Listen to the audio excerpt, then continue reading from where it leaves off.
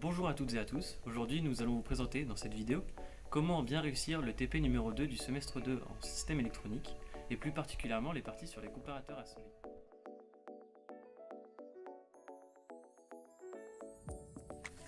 Nous utilisons pour ce montage un comparateur en régime non linéaire car il n'y a pas de rebouclage de l'entrée inverseuse sur la sortie. De plus, cet AOP est en mode comparateur non inverseur car on a mis VE sur l'entrée non inverseur de ce comparateur. Pour la première question, nous allons donc calculer VRF. Pour cela, nous utilisons 1000 maths. Nous avons donc VCC sur R1 plus 0 sur R2 sur 1 sur R1 plus 1 sur R2. Nous voulons donc mettre cette partie sous le même dénominateur. Ce qui fait VCC sur R1, R1 plus R2 sur R1 fois R2.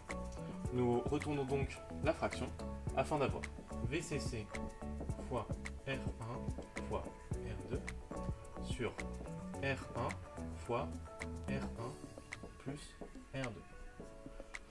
Ces deux parties suppriment. Nous avons donc VREF égale à VCC R2 sur R1 plus R2. Si nous faisons donc l'application numérique, nous avons VCC qui est égal à 15 fois R2 qui est donc 10, R1 22K, R2 10, ce qui est égal à 4,7 volts. Donc, quand VE est plus grand que 4,7 volts, VS égale plus V7. Et quand VE est plus petit que 4,7 volts, VS égale moins V7. Car, justement, VREF représente V-.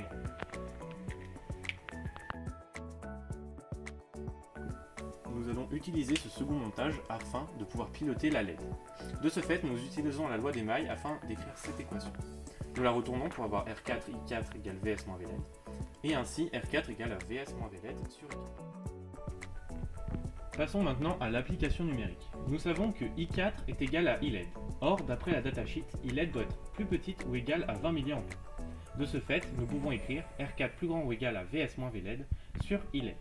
Nous avons donc R4 qui doit être plus grande que plus VSAT, donc 14, moins VLED 1,5 d'après la datasheet, sur 20 fois 10 moins 3, ce qui est égal à 625 ohms, ce qui équivaut à 680 ohms série E12.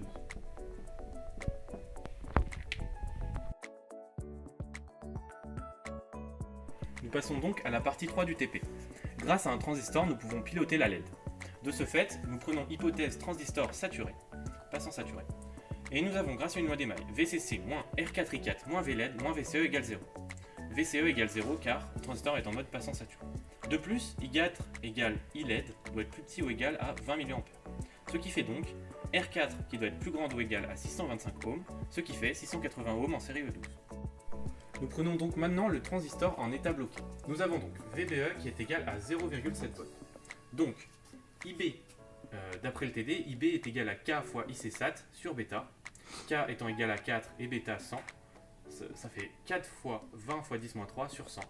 Ce qui fait IB égale 0,80 mA.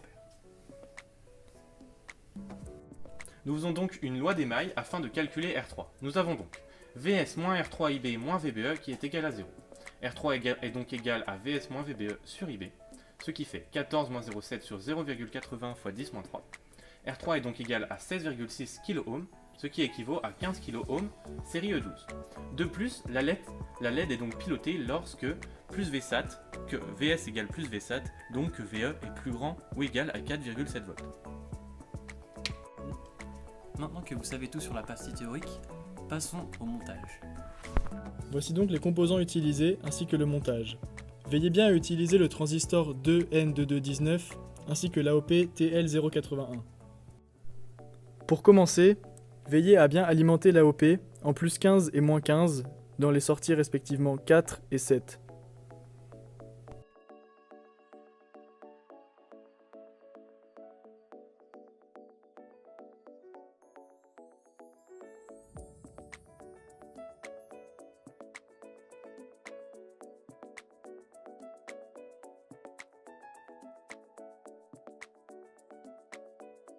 Voilà le premier montage terminé. Visualisons le signal sur l'oscilloscope. Nous visualisons donc le signal. Maintenant, dans le TP, il nous demande de mettre en mode XY. Donc pour ça, vous allez dans Horizon, qui se situe en haut de l'oscilloscope.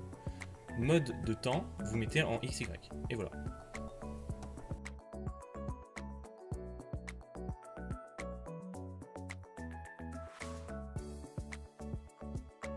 Une fois la LED ajoutée, veillez bien à changer le signal VE en un signal continu réglable. Une fois cela fait, on peut voir que quand le signal continu est supérieur à 4,7 volts, la LED s'allume.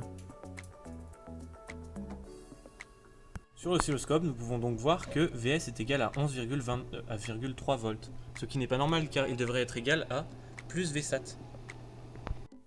On a VS est égal à 11,3 volts et non 14 volts. Il y a donc une chute de tension. Et c'est normal car VS est relié à une charge. Ensuite, nous devons calculer IS max. On a la loi des mailles ici. On peut donc trouver IS max à l'aide de l'application numérique qui est égale à 14,4 mA. Les données constructeurs pour IS max font que IS max doit être supérieur ou égal à 10 mA. Donc on a bien IS max supérieur ou égal à 10 mA.